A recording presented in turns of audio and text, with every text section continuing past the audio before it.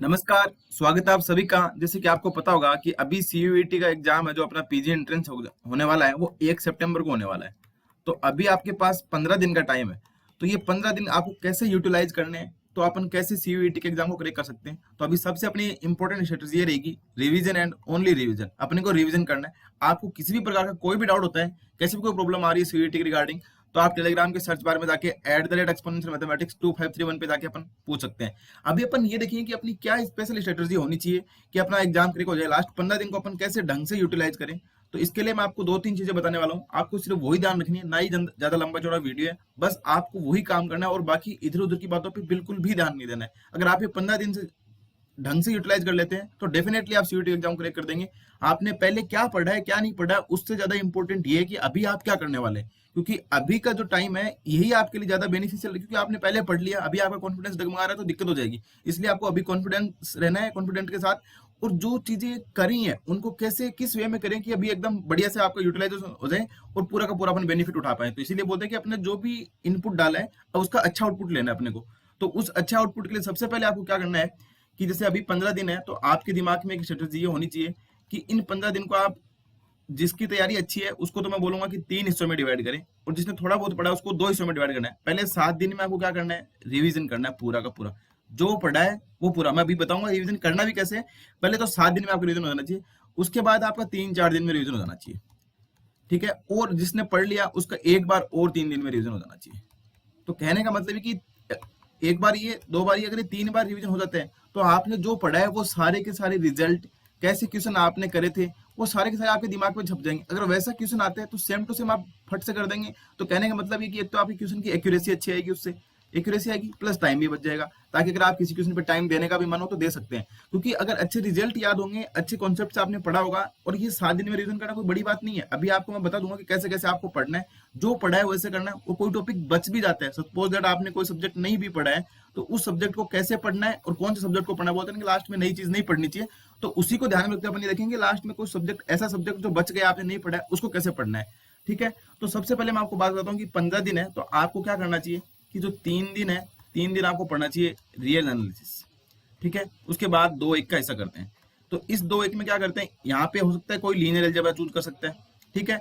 और अगर कोई ग्रुप थ्योरी को चूज करना चाहे तो ग्रुप थ्योरी की चूज करे। तो टोटल दिन हो गए अपने पास 6। अब बच गया आपका vector calculus, integral calculus, LPP और कॉम्प्लेक्स, ठीक है। तो अब मैं से बोलूंगा कि वेक्टर कैलकुलस और इंटीग्रल कैलकुलस, इंटीग्रल कैलकुलस तो आप तो पढ़ ही नहीं जाए, आपको बस बीटा गामा फंक्शन के थोड़े फॉर्मूले याद होने चाहिए। और डबल ट्रिपल इंटीग्रल आप, आई होप कि आपको अच्छे से आता है, इसमें कोई दिक्कत नहीं होनी चाहिए इंटीग्रल का। और कोई और भी टिपिकल क्वेश्चन आता है इंडिफिनिट, तो उसको छोड़ देना। और वेक्टर कैलकुलस को आप रियल के साथ एडजस्ट कर सकते हैं, क्योंकि 3 दिन में रियल इसको पढ़ना कोई मुश्किल नहीं है। भले आप वीडियो के थ्रू पढ़ें, आप पीवाईक्यू के थ्रू सोल्व करें, कैसे भी करें। अगर आप एक्सपोनेंशियल मैथमेटिक्स के जॉइन बटन की मेंबरशिप के वीडियो भी देखते हैं तो वो भी 15 से 20 वीडियो ऐसे होंगे जो आपको आधे आधे घंटे के मिनट वीडियो है, तो 7 से 7.5, और एक दिन में आप 7 से 7.5 घंटे देख सकते हैं आराम से। तो उन वीडियो का भी आप रिवीजन करते हैं, उनको भी देखते हैं, तो सारे क्वेश्चन, आपके जो क्वेश्चन है उसमें रिजल्ट है वो नोट डाउन कर लें, ताकि ये जो फर्स्ट रिवीजन है ये क्या होगा, आपको एज ए सिलेबस कवर कर रहे हैं। तो सेकंड रिवीजन में आपको बहुत ज्यादा हेल्प करेगा। आपको फट से देखेगा हाँ इस पेज पे लिखा हुआ, इस पेज पे लिखा हुआ, आपको इसको ऐसे सोल्व करना है, तो इसको तो इसके साथ एडजस्ट कर ले। अब बाकी आपके पास एक दिन और रहता है, तो उस एक दिन में क्या करें, इन सारे सब्जेक्ट्स को रिवाइज करें। और इसमें से मैं कॉम्प्लेक्स को ऐसे बोलूंगा कि आप कॉम्प्लेक्स को ये वाला दिन दें। एलपीपी को मैं बता दूंगा आपको कैसे कवर करना है। और अगर किसी को ग्रुप थ्योरी अच्छा लगता है तो वो एक दिन में कवर कर सकता है, और लगता है उसको थोड़ा डाउट है तो वो 2 दिन इसको दे सकता है, एक दिन इसको दे सकता है लीनियर अलजेब्रा को। अब इन सब्जेक्ट को ज्यादा टाइम इसलिए दिया क्योंकि इनका वेटेज ज्यादा है, इनका वेटेज ज्यादा है। तो इसलिए जो मैंने सोचा है, अभी मेरे को थोड़ा सोचना पड़ा, तो इसका वेटेज ज्यादा है, तो इसका वेटेज ज्यादा, तो आपको इसको ज्यादा टाइम देना पड़ेगा। अब ये जो एलपीपी और कॉम्प्लेक्स वाला ये स्कोरिंग सब्जेक्ट है, इनको आप कम समय में कैसे तैयार कर सकते हैं। जैसे सपोज अगर आपके पास अभी 15 दिन है, किसी ने ऐसा होगा कोई स्टूडेंट जिसने एलपीपी भी नहीं पढ़ा है, कॉम्प्लेक्स भी नहीं पढ़ा है, तो अगर आप खाना खाने के बाद शाम को आपका पूरा दिन का शेड्यूल बनाए रखें, 8 बजे के बाद जब भी आप खाना खाते हैं उसके बाद सोच लें कि मुझे 2 घंटे पढ़ना है सिर्फ, और वो 2 घंटे आप इन्हीं सब्जेक्ट को पढ़ सकते हैं।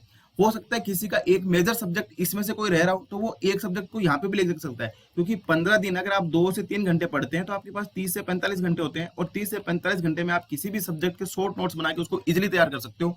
तो अगर आप कोई भी एक सब्जेक्ट ऐसा बताओ उसको ऐसे भी तैयार कर लेंगे। और अगर किसी सब्जेक्ट को आप ऐसे तैयार करते हैं तो सब्जेक्ट आपको डेफिनेटली ध्यान रहेगा, तो उसमें कोई दिक्कत नहीं आने वाली। तो ये तो बात होगी कि आपको लास्ट के 7 दिन में कैसे कवर करना है। अगर मान लो लीनियर अलजेब्रा आपको बड़ा लग रहा है, आपको लग रहा है कि यार 2 दिन में तो पूरा नहीं हो पाएगा, कुछ चीजें छूट रही हैं, तो उसको आप यहाँ पे कवर कर सकते हो। जो चीज आपकी छूट रही है उसको आप यहाँ पे कवर कर लो।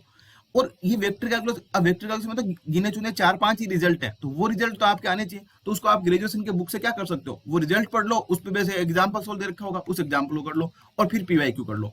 और पीवाईक्यू ऐसा नहीं कि पूरे करें, मैं सबसे पहले आपको ये बताता हूँ कि जो पीवाईक्यू आप करें, अभी आपको ये करना है कि 2020 वाले और 2021 वाले, ये दो पीवाईक्यू तो आपकी प्रेफरेंस होनी चाहिए। इन दो को तो सबसे पहले सोल्व करना है और कंप्लीट सोल्व करना है, यानी कि इनके 75 इंटू 2 क्वेश्चन है, तो वो मतलब 150 क्वेश्चन है।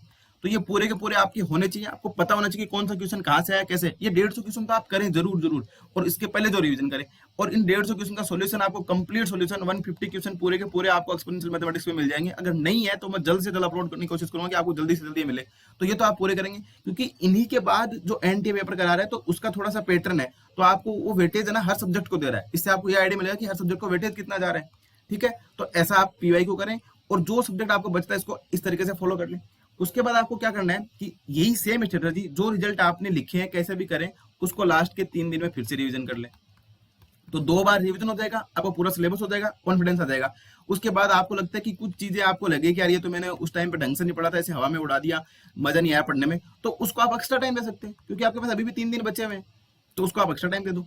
तो इस प्रकार से अगर आप रिवीजन करते हैं, अगर आपने पहले से बढ़िया से मेहनत करी है और यही स्ट्रेटेजी अगर आप फॉलो कर लेते हैं, तो आपको कहीं कोई दिक्कत नहीं आने वाली, आप डेफिनेटली सीयूईटी एग्जाम कर देंगे।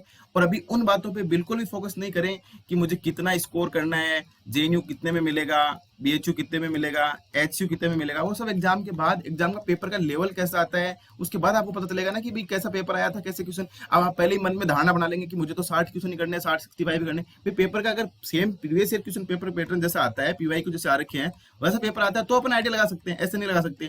और अभी आइडिया लगाना भी नहीं, क्योंकि 15 दिन बचे, अभी आपको पूरी प्रिपरेशन पे फोकस करना है, ना कि ये सब आइडिया पे लगाना। तो ये काम बिल्कुल भी नहीं करना है, इस पे बिल्कुल भी फोकस नहीं करना है। अब बात करते हैं कि टेस्ट कैसे देने, टेस्ट की प्रॉब्लम आएगी। तो देखो, एक टेस्ट तो एनटीए खुद है वो मॉक टेस्ट लगाएगा, और मैं आपको एक टेस्ट ऐसा लगा देता हूँ जिसका पूरा का पूरा पैटर्न कैसा होगा, सीयूईटी पीजी का पैटर्न होगा, जो कि पीवाईक्यू बेस्ड है। तो जो पीवाईक्यू पेपर आ रखा है वैसे पैटर्न पे एक पेपर लगाएंगे, और एक 30 क्वेश्चन का पेपर लगेगा। वो क्वेश्चन ऐसा होगा जैसे जेएनयू का पेपर आता था ना पीछे पीछे, अगर बाई चांस पेपर टफ भी आ गया तो आपको कोई दिक्कत नहीं आनी चाहिए, आप तैयार रहें। तो 30 क्वेश्चन आपको 2 घंटे में करने होंगे, और एक पेपर ऐसा होगा जिसमें आपको 2 घंटे में 100 क्वेश्चन करने होंगे। तो एक एक्सपोनेंशियल मैथमेटिक्स मिल जाएगा आपको, एक एनटीए जो मॉक टेस्ट देगा वो दे। और ये पेपर अगर पीवाईक्यू के अकॉर्डिंग आता है तो इतना अगर आप करके जाते हैं तो आप डेफिनेटली क्रैक कर देंगे, क्योंकि कोई बहुत ज्यादा जेई एडवांस लेवल का पेपर नहीं होता कि बहुत ज्यादा टफ आता है, आपको बहुत ज्यादा जोर आता है। ये सिंपल स्ट्रेटेजी के साथ पेपर को अटेम्प्ट करना होता है, और सिंपल स्ट्रेटेजी के साथ ही पेपर को सोल्व करना होता है।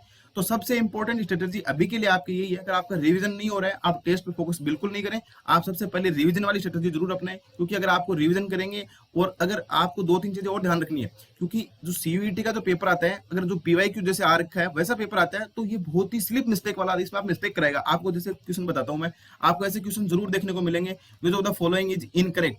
वहां पे क्वेश्चन लिख रखा है इनकरेक्ट, पूछेगा कि F Z is equals to दे दिया Z square is analytic everywhere, और फिर लिखेगा F Z equal to Z bar is not analytic, not analytic. अब देखो यहाँ पे इनकरेक्ट पूछा है, यहाँ पे नोट दिखा है, तो आप कंफ्यूज हो जाएंगे। ऐसे क्वेश्चंस को बड़े ध्यान से पढ़ना है आपको, ऐसे क्वेश्चंस में गलती नहीं करनी है। और हालांकि ऐसे क्वेश्चन अपन कॉम्प्लेक्स के मैं सोल्व कराऊंगा, आपको 2-4 वीडियो और डालूंगा कॉम्प्लेक्स के। तो ऐसे क्वेश्चंस को आपको बचना है कि देखो यहाँ पे इनकरेक्ट पूछा है, यहाँ पे नोट दिखा है, तो ऐसे क्वेश्चंस के जो कीवर्ड है ना उनको बिल्कुल ध्यान रखें, क्योंकि पेपर हार्ड नहीं आएगा, आपसे मिस्टेक करवाई जाएंगी। तो यही जो चीजें थी वो आपको ध्यान रखनी है। और मेरे अकॉर्डिंग अगर आप लास्ट 15 दिन में यही स्ट्रेटेजी अपना लेते हैं, और आपने पहले थोड़ा बहुत भी पढ़ा है, तो आपको कोई नहीं रोकने वाला। सबसे जरूरी है आपका सेल्फ कॉन्फिडेंस और सेल्फ स्टडी। तो इसी को फॉलो करते हुए आप अपने आप को बढ़िया से प्रिपेयर कर सकते हैं। तो जो कि मेरे लिए ऐसा था कि तैयारी जीत के लास्ट 15 दिन में ये स्ट्रेटेजी थी। और इसमें सबसे इंपॉर्टेंट रिवीजन वाली स्ट्रेटेजी, मैं बार बार ये बोलता हूँ कि ये रिवीजन जरूर करें, क्योंकि रिवीजन करेंगे तो आपका एक्यूरेसी अच्छी आएगी, टाइम बचेगा, और ऐसे आप तोड़ सकते हैं। इसमें हो सकता है आपको कोई सब्जेक्ट अच्छा आ रहा हो, आपने पहले से ज्यादा पढ़ रखा हो, उसको आप कम टाइम दे सकते हैं, जिसको आपने कम पढ़ा उसको आप ज्यादा दे सकते हैं। पर ये स्ट्रेटेजी आप जरूर अपनाएं, आई होप आपके लिए हेल्पफुल रहेगी। फिर भी अगर आपको कोई भी डाउट होता है तो आप कमेंट बॉक्स में जरूर पूछें, किसी प्रकार की कोई भी प्रॉब्लम हो। सो आई होप आपके लिए स्ट्रेटेजी है वो हेल्पफुल रही होगी। So thank you.